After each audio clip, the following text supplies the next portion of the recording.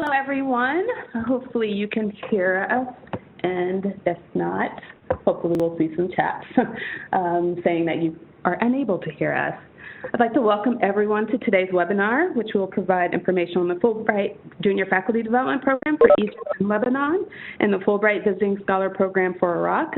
This session is specifically geared to focus on the request for proposal process. I'm here speaking. My name is Diane Price. I'm the program manager for this program, and my colleague, Shannon Conheady, is a program assistant, and we'll be co-presenters today. And we anticipate that this session will last about an hour.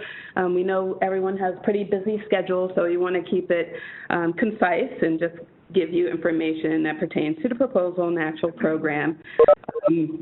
My colleague Shannon will kick off our session today and share a little bit about the Fulbright program in general, and we'll also give an overview of the three programs and allow time for a question and answer at the end. I also want to note that this presentation will be recorded, so if you're unable to stay for the entire duration of the program, you can also visit our website where it will be posted so that you can listen to it at your leisure, okay?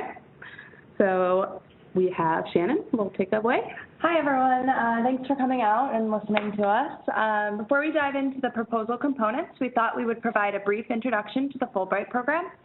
The Fulbright Program, created by Senator J. William Fulbright of Arkansas in 1945 and signed into law by President Harry S. Truman in 1946, is the flagship international educational exchange program sponsored by the U.S. government. Active in more than 160 countries, the program is designed to increase mutual understanding between the peoples of the U.S. and the world. To date, more than 380,000 Fulbrighters have participated in the program, with 8,000 grants being awarded annually. As a cooperating agency working directly with the U.S. Department of State's Bureau of Educational and Cultural Affairs, which will be referred to as ECA, and in close cooperation with binational Fulbright commissions and U.S. embassies, Amid East has administered the Fulbright Foreign Student Program for the Middle East and North Africa since 1969. This year, Amid East has started to administer two other Fulbright programs, which is why we're here today, the Junior Faculty Development Program for Egypt and Lebanon and the Visiting Scholar Program for Iraq.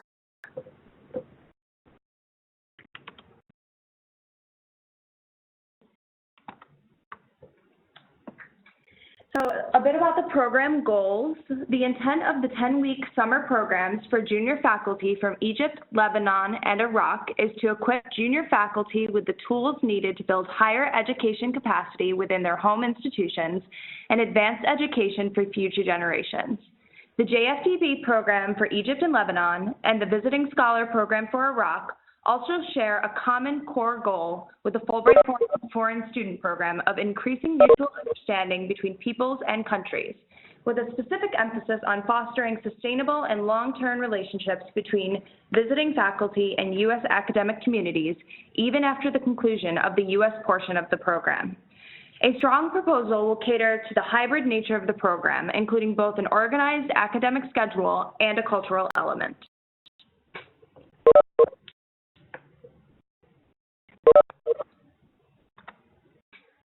So this is to give a bit of background on some of the qualifications of nominated junior faculty members. The potential cohort members will be nominated through an open, merit-based competition.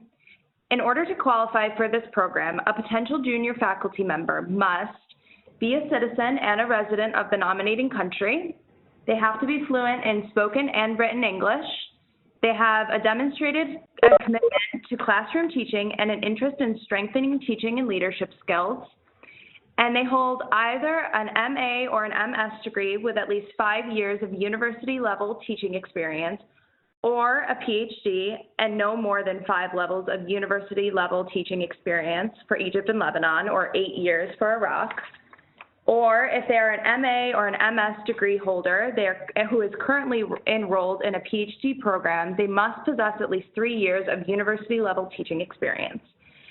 And the faculty members' experience will be in the field for which they are nominated.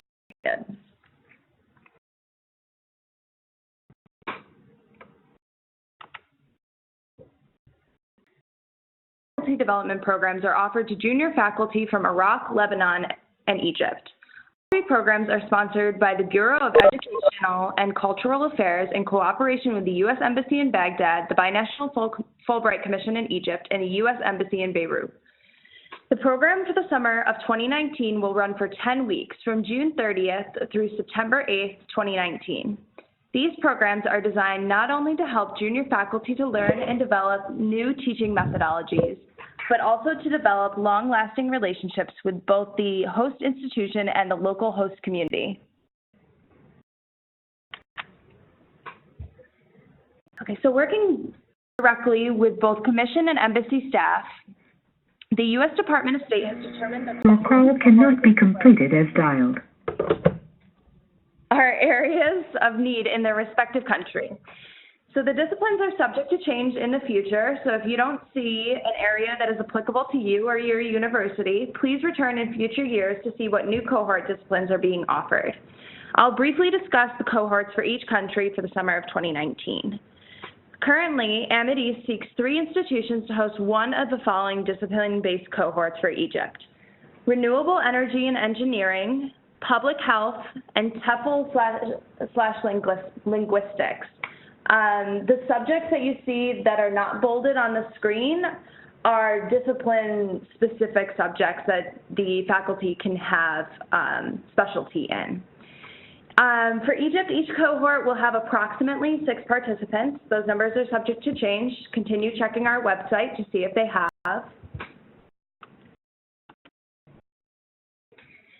For Iraq, we are seeking 4 institutions to host one of the following cohorts: Science and Technology, Engineering, TEFL and Linguistics, Business Administration, and Economics. For a total of 25 participants, each cohort will have around 5 to 7 junior faculty members. And then for Lebanon, we are seeking 2 institutions to host one of the following: TEFL, and then Economic Development and Entrepreneurship. Lebanon will have a total of 12 participants, approximately 6 per cohort. And I will now turn it over to Diane, who will give a bit of background on the proposal and what we're looking for. Okay, everyone. Hopefully you have some of the sound issues resolved at this moment in time. I am now going to talk a little bit about the program, give some more details about that, and also give additional details about the proposal submission. And then we'll also conclude with the question and answer period. And so here we go. Shannon will take over duties here with the slide. We're going to talk about the host eligibility section. If you're interested in submitting a proposal for full consideration, it's important to ensure that your institution is actually eligible before moving forward. The institution must meet the following 5 requirements. You must be eligible to receive federal funding and not be disbarred. Must be a registered institution of higher education. You also must be accredited institution as deemed by the U.S. Department of Education recognized accrediting agency. You must also have a capacity to host the visiting faculty and implement academic programs for the specified cohort disciplines. And then lastly, you must demonstrate previous experience designing and managing professional development programs. We ask for that because such experience really provides the institution with well-honed best practices that they can draw up from when implementing these types of programs. So now we have program elements. I'm just going to briefly go through the list of 5, 6 areas here, and then we're going to go into further detail on subsequent slides. Okay, so we have the program elements. We really want you to take a holistic, comprehensive approach in designing programs to ensure that visiting faculty are exposed to academic-based professional development as well as cultural aspects associated with life in the United States. Each proposal submission must feature the following program elements, and as I noted, later slides will also go into further detail about the respective program elements. So first one, we have arrival orientation. The orientation sets the tone of the program and should be utilized as a time to acquaint visiting faculty with your institution. Then we have our on-campus academic program. And this portion of the program consists of a structured 10-week academic program that exposes junior faculty to teaching and research methodologies, among other areas. Then we have the mentorship component. That should be structured to reinforce program objectives and provide individualized support and opportunities to build relations between the U.S. academics and visiting faculty. Then we have the community engagement and cultural enrichment activities portion. It's important that the junior faculty be exposed to community surrounding the U.S. host campus. We want them, of course, to get familiar with your U.S. campus, but we also know that there is a greater world surrounding the campus, and we want them to also be engaged there. So activities that promote junior faculty engagement with Americans and exposes them to U.S. culture is highly valued. And then we have our reentry workshop. That actually takes place in D.C. That is funded by the Department of State and organized by my office, Ahmed East, and it prepares junior faculty for their transition back to their home country, and also provides participants with the opportunity to learn about alumni engagement opportunities. And as I noted, we delve a little bit deeper here. So host institution program deliverables. The following program deliverables are to be addressed in your proposal narrative and includes the previously mentioned program components. The narrative is not to exceed 5 pages, but is essential that you articulate why your university institution should be selected to host and what impact it will have on your institution and your community, and also how it will advance institutional objectives if you are selected. It is important that you be specific in your descriptions and discuss who is expected to conduct these sessions, a little bit about the curriculum, format of delivery. In describing why your host institution is best suited to host, you need to describe institutional knowledge and expertise in the subject area. Perhaps you can go into past collaborations, maybe your past experience in the region. Those are also helpful to point out. The narrative should really be concise, but also descriptive. And also think about, you can include additional details in the appendices. So don't feel that you have to put everything that you can into the 5-page narrative. You can add more details in the appendices if you want to share information via chart or provide details in that manner. And so now we're going to go a little bit into our the academic program content. So when discussing this component, remember to articulate how you plan to address the academic program requirements. As you can see, I've broken it down a bit. So we have the methods for the pre-arrival communication. We have here methods for pre-arrival communication. It's important to build relations between the U.S. faculty and the visiting grantees before they actually arrive. And this helps aid in a transition with faculty members before they come to the U.S. And so that also helps solidify faculty mentorship relationships. Then we have the orientation. As previously stated, the orientation is important because it helps junior faculty adjust to their new environment. It also takes place during the first week of arrival and provides an opportunity to discuss program regulations, faculty introductions, academic life overview, and also sets the tone of letting the junior faculty understand program expectations. And this is the optimal time to also schedule campus tours. With that said, there will be an Ahmed East staff member that will be present at least a day or two to provide additional information about the program and also ensure that documents are completed, such as tax forms, so that you guys don't really have to worry about that. We'll manage that process. And then we have the on-campus program, which is the main component. Next, you'll need to go into detail about the instructional content and discuss how you will incorporate required topics such as teaching and research methodology, instructional technology, U.S. higher education into your program. And I'll provide a sample calendar that will be reviewed shortly, and that kind of can give you some insight into how you can structure a week-long program. And we'll also have the academic components should be delivered in a variety of formats. So that includes workshops, seminars, observations, lectures, and other creative instructional means. In order to supplement academic components, it's also advisable to include professional meetings and networking events to allow junior faculty an opportunity to see practical applications of their disciplines. These activities really help faculty members gain an understanding of the relationship, especially between the universities and the surrounding communities. And then we also have our mentorship structure that needs to be addressed. This is an area that sometimes gets overlooked, but it is considered one of the most crucial aspects of this program. So you really need to give a good amount of attention to how you're going to structure this. In the proposal, you'll need to describe your plan for ensuring a proper match between a university, the U.S. academics, and the junior faculty, and indicate a plan to establish rapport. Mentors should be paired one-on-one, but we understand that is sometimes not possible, so we also permit that two junior faculty members can be paired with one U.S. faculty member. And also we expect that meetings between mentors should take place a minimum of once per week for the entire duration of the program. And then lastly, we have, we have the cultural engagement.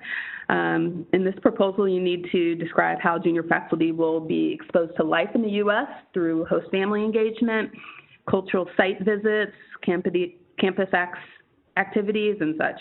And it's important to recognize that this is not a one-way transaction, and there should also be opportunities for our junior faculty to share about their home culture and history.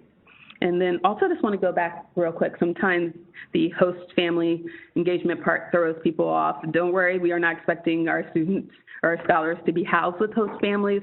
These are just families that they meet with on a regular basis, at least, sometimes on the weekends, to help facilitate the cultural immersion aspect of the program. They aren't expected to house our scholars in the traditional sense of host families. And then lastly, we have post-program communication relationship building. And you should propose some ways that you plan on maintaining relationships at the conclusion of the program. So now we're going a little bit deeper. And as you can see, faculty mentorship has been sectioned off because we really want to stress the importance of this component. It is one of the key means for building relationships within this program. So matches should be made based on research interests. You'll also need a plan for pre-arrival communication. As I stated before, you can either do that via Skype or some means of communication, email, what have you. So this pre-meeting allows mentors to communicate with the mentee to talk about their expectations, address questions about the mentorship structure, and also talk about the academic content that's going to take place. In the narrative, you can focus on the structure of the mentorship, and you can also add information in the appendices section where you can list proposed faculty members and their respective research interests. While you may not have each person identified at this time of submission, you should be able to indicate a few potential participants. And I know a common question is, well, we don't know who the faculty visiting scholars are. Yes, we don't have that information to you currently at this time, but you do know your field, and so you then know what the subcategories of your field. So you should have a gist of what would be expected, or the background of scholars who are in that particular field. And then now we have the sample calendar I previously referred to. This shows cases how your week could be arranged. You'll see a range of activities in educational formats, so participant dialogues, specialty topics, site visits, assigned readings, observations, synthesis sessions, and such. Topics discussed are diverse, as you can see. It's suggested that you'll be creative and design ways to discuss topics through the lens of the academic discipline. Some of the required topics to be included are U.S. higher education structure, leadership in higher education, curriculum development, teaching methodology, grant proposal writing, fundraising in higher education, education in the global era. You have a whole list that's indicated in the RFP, so please refer to that for additional details.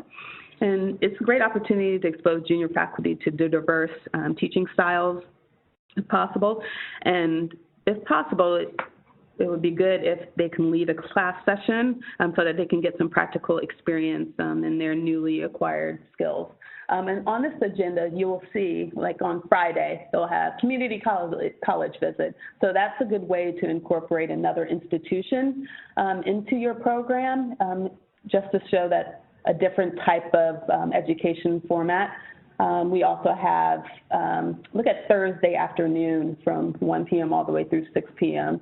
That's structured in a way where the group learns about leadership in higher education, and then later on that day, they have a question and answer session with the dean, so that kind of connects subject matter with them. And then they follow up with a meeting at the Chamber of Commerce, and they're talking about lecture series with technological ties to economic advancement. So you can see there's some linkages between the different offerings throughout the day. So really think about how you want to arrange that. Okay. Real quick, so the cultural exchange activities, you want to include various items. You want to include museums, artistic performances, recreational activities. We have community engagement with family pairings. That's with the host families. You can have cookouts. You can have, barbecues. You can go to state fairs. Really be creative with what access you have with the communities. You also have volunteer activities that you can take part in. There's cultural lectures and events. And also the junior faculty can give presentations about their countries with either local schools or even the greater community. So we really leave that open to you, and so that you can just showcase your creativity and what your university location has to offer.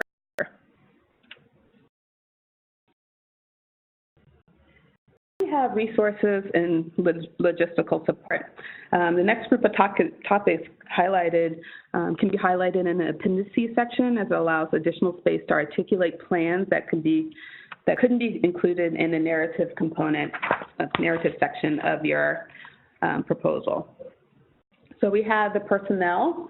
You'll need to indicate personnel responsible for program implementation. So you'll have to designate lead faculty or lead members. So the administrative lead, they're responsible for oversight as it pertains to grant administration and budgets. Then we have the faculty lead. They guide the implementation process. They serve as a primary liaison amongst Amadeus junior faculty and the host institution. And so that's the person I will most likely connect with for the duration of the program. And then there's a cultural lead who will coordinate community and cultural engagement opportunities. And then next we have housing. Your proposal must indicate an ability to provide suitable housing for the junior faculty.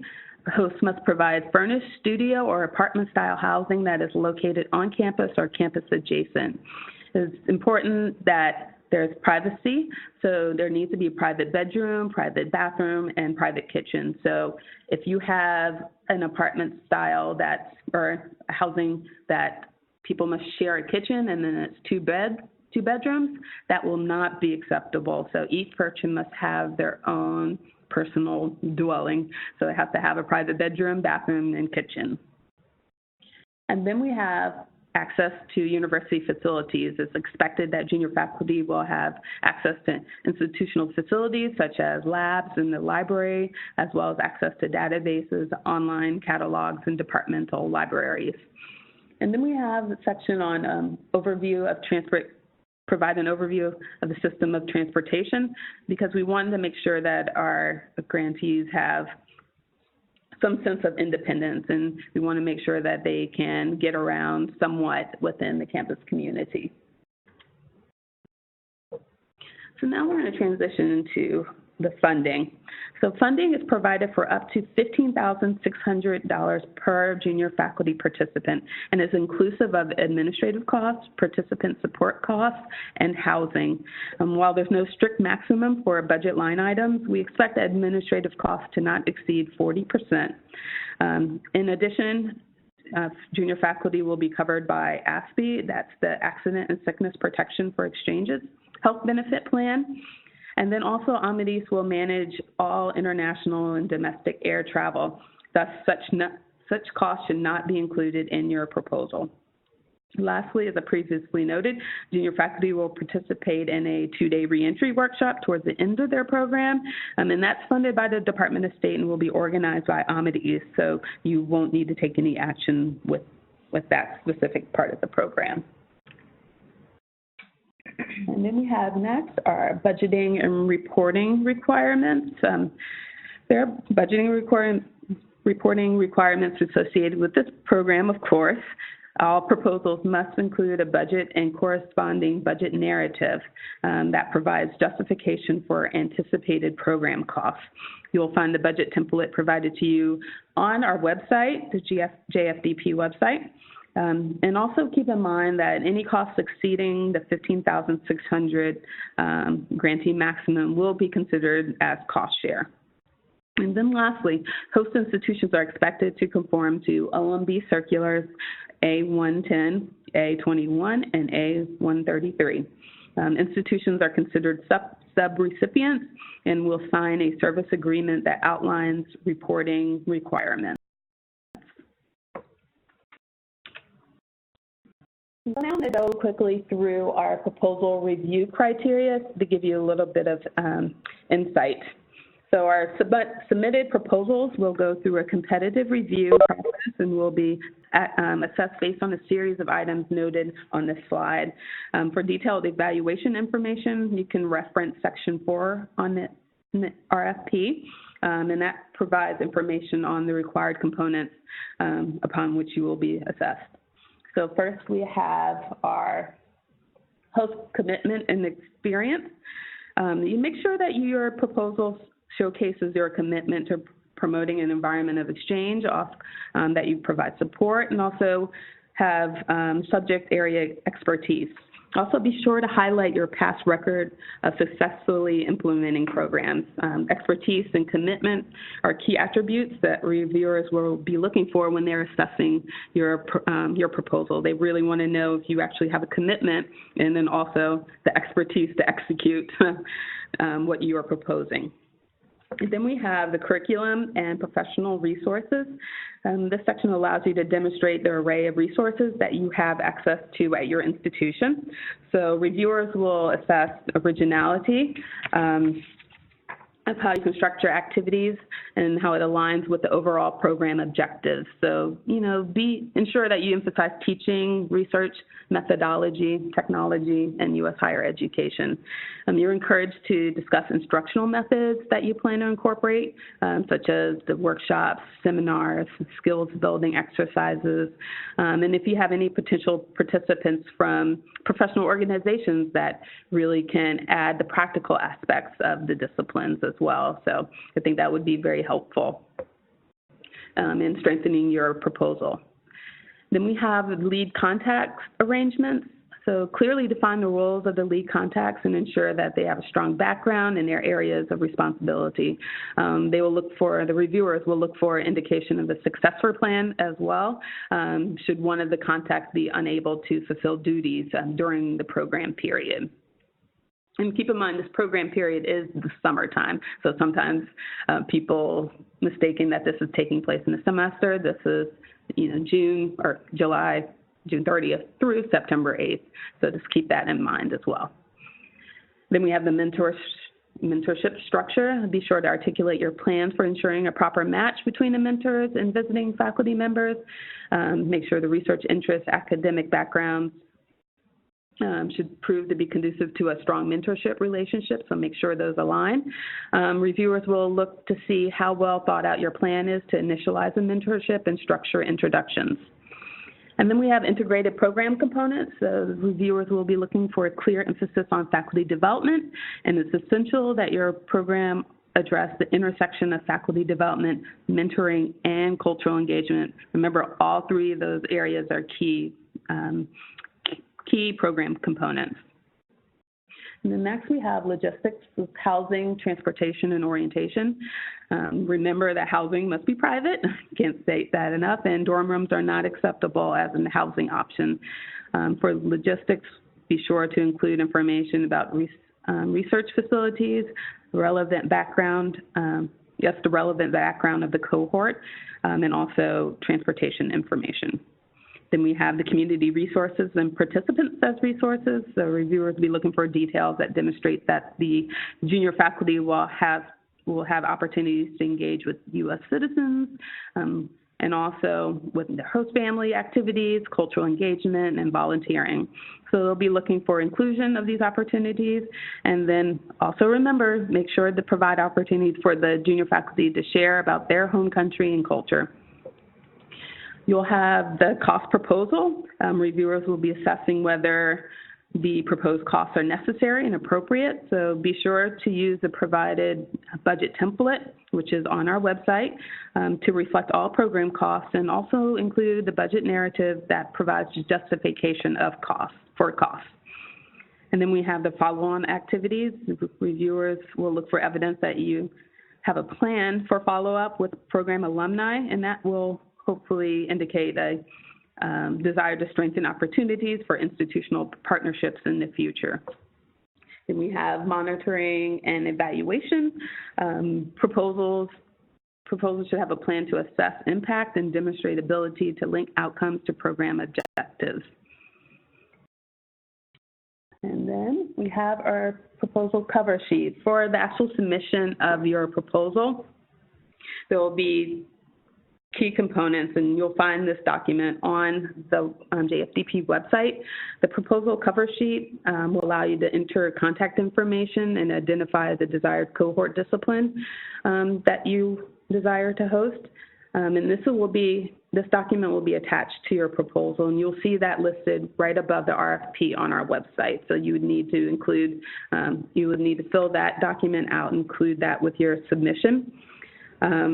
And you'll use a form that's created for your specific country. So you'll see either Iraq, Egypt, or Lebanon listed at the top of your proposal sheet. And you'll have to include your DUNS number and all the lead contact information. So the cover sheet is pretty self-explanatory. So we have all of those items that are required indicated on that sheet so that you can just fill it out, and we'll have all the information necessary for that.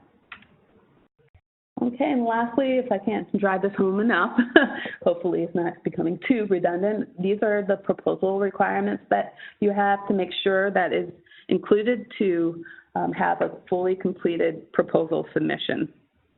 So we have the institutional proposal cover page that I just noted with the 3 categories: name of institution, contact information, DUNS number.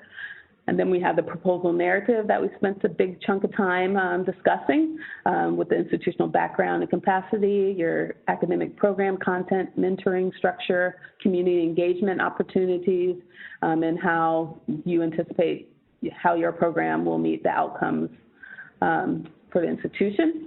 And then we have the appendices where you can go into further detail. Since the narrative is restricted to 5 pages, you can add additional details in this section. So the names and qualifications of designated lead contacts, list of proposed faculty members and their respective research interests, action plan for community engagement, sample program schedule. It's similar to what we had for the agenda posted, or however format you deem fit. We have information about university facilities, so if you want to show brochures about your housing, you can send that our way. Any information on local transportation or your university facilities, feel free to send that. And also recommended, but it's not required, letters of support from your university and community as well. And then last but not least, the budget proposal with the corresponding narrative that provides justification for costs. Okay, last, you're saying, oh, where is this information? So we have the Junior Faculty Development Program website on the Amity site, and that's the address that you can go to. And as you can see, there's a lot of details. You have the overview on the first tab, and then you have host institution eligibility information, and then we have the timeline. It gives the timeline through the summer of 2019. And the most important is the proposal guidelines. That's where you will find how the RFP, the cover letter, and then also the budget templates to be submitted as well. So all of that information is under the budget guidelines. But if you're looking for specific items, instead of weeding through each of the tabs, you can also go on the right-hand side, which has it separated by countries as well, or you can look through by cohort disciplines as well.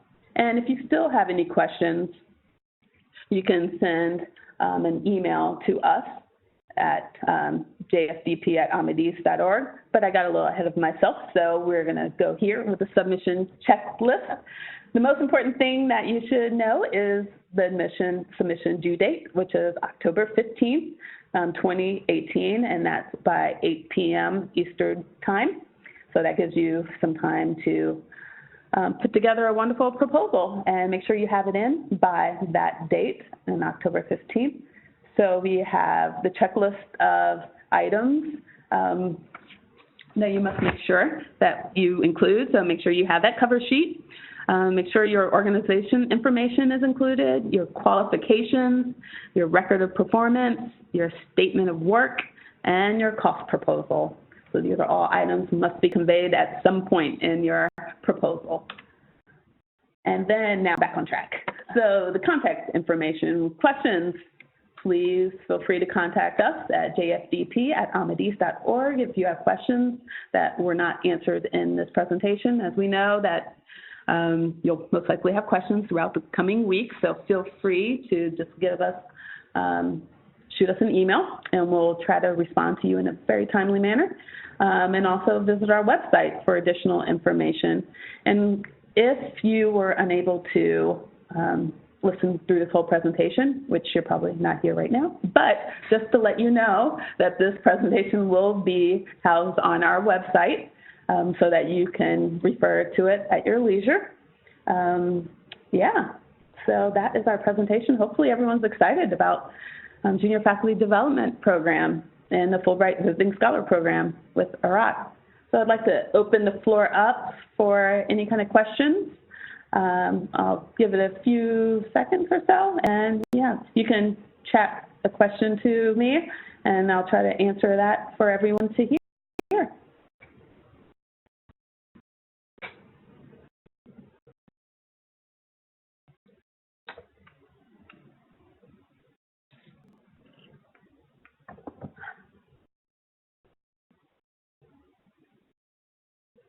Okay, I see some typing here.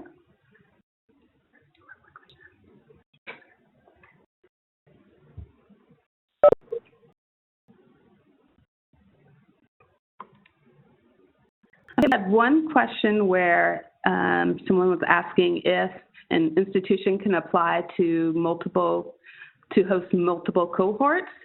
You can, Department of State, they'll consider proposals to host multiple cohorts, but since we are striving for diversity of institutions, we'll most likely not choose one host institution to host one cohort across all programs. So we have 3 TEFL programs. We would not have all 3 programs.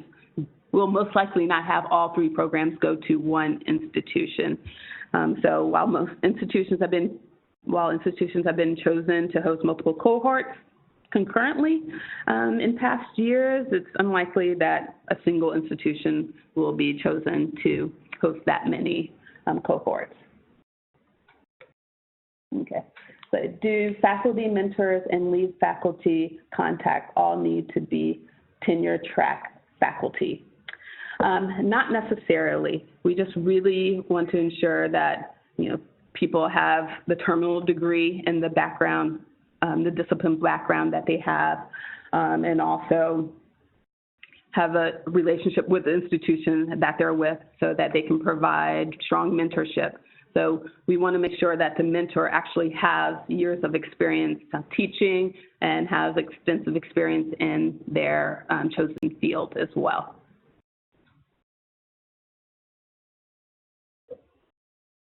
Okay. The next one is, can you clarify the aspects of privacy necessary for housing? Can we utilize host families if they are available?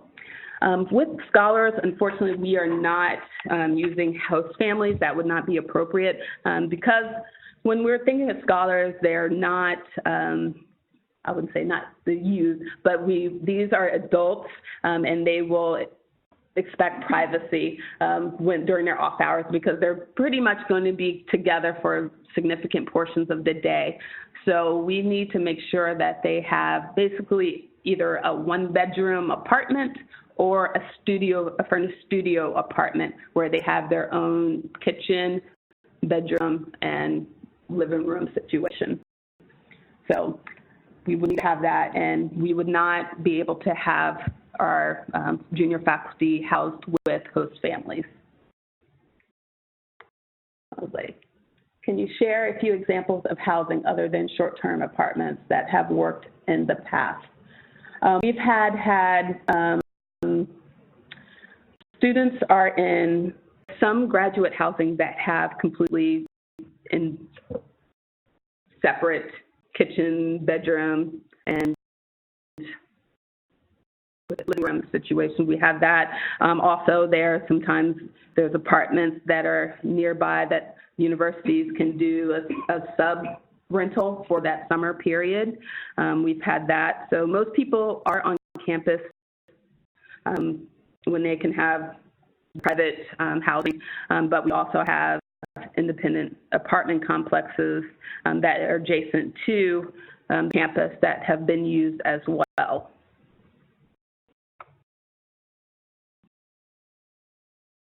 Is it okay for two institutions to apply together for one program? Yes, we love to see institutions applying together. We really like that because it shows that the partnership aspect, it shows that universities can work together. And also, if one university is stronger in one area than the other, or if you have a consortium, that is a perfect way that you can showcase how universities work together. So definitely that would be okay.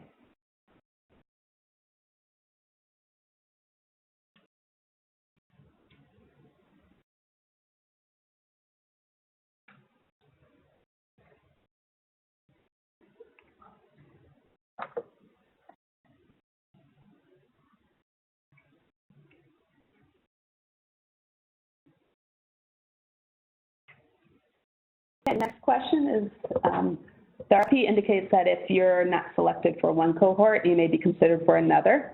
Does this mean that if you apply for one and are not selected for the TEFL program for Iraq, you'd be considered for a different TEFL cohort or for a different Iraqi cohort if you happen to have expertise in the field?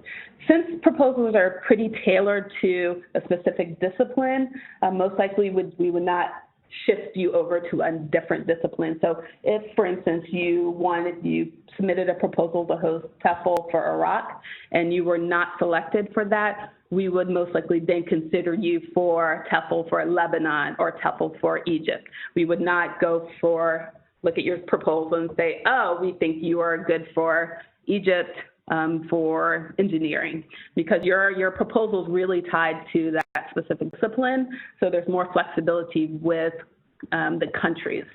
So we would definitely consider your proposal for other countries within the same discipline.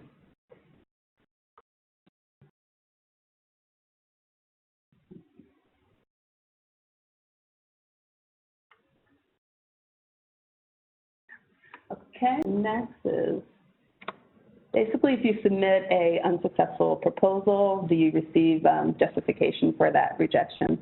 Fortunately, we do not share that information.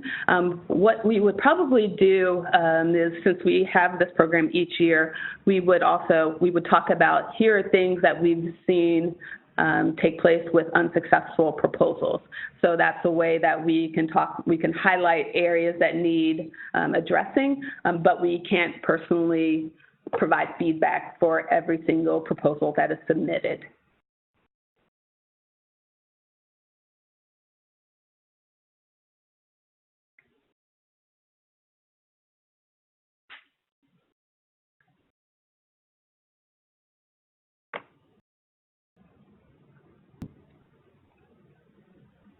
We'll get another minute or so, and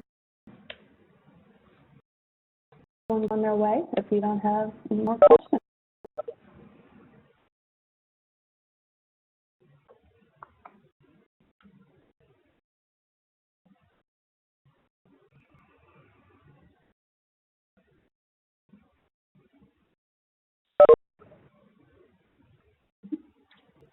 Well, it looks like we're wrapping it up here. I'd like to thank everyone for taking some time out of their very busy day. We know it's the beginning of the semesters, and I know you're getting bogged down with new students coming in. So thank you so much for taking time out of your day to listen to our presentation. As I said, that this recording will be posted on our website so that you can refer to it later on, and we hopefully will see proposals from everyone. We're really excited to be the administrating agency for this program, and we're looking forward to receiving proposals.